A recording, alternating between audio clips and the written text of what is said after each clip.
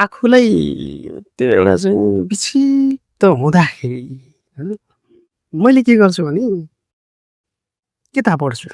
आज हेर्नुहोस् है, आफूलाई एकदमै हुँदाखेरि म कहिलेकाहीँ जस्तो गणेशमान हाम्रो होइन गणेशमान सर्वोच्च नेता गणेशमानको किताब मैले उहाँको किताब दोहोऱ्याएर बारम्बार पढेको छु क्या। साह्रै प्रभावित पनि छु। हजुर। त्यो गणेशमान लगभग 18-19 वर्ष जस्तो उमेरमा उहाँ जेल जानुभयो भने त आजीवन कारावास सजाय पाएको मान्छे।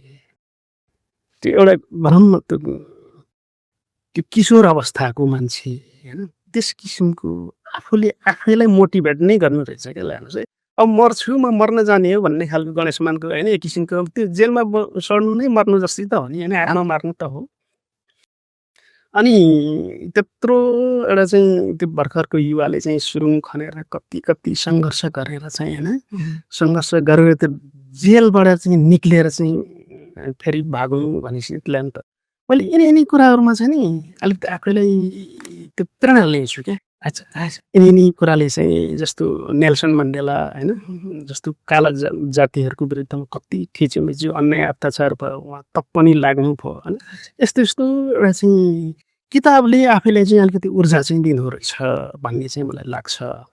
आफू अलिकति विक्षिप्त भएको बेलामा अलिकति वरपर त्यस किसिमको माहौल पनि नभएको बेलामा आफैले आफैलाई मोटिभेट गर्न किताबभन्दा ठुलो चाहिँ अरू छैन जस्तो लाग्छ मलाई।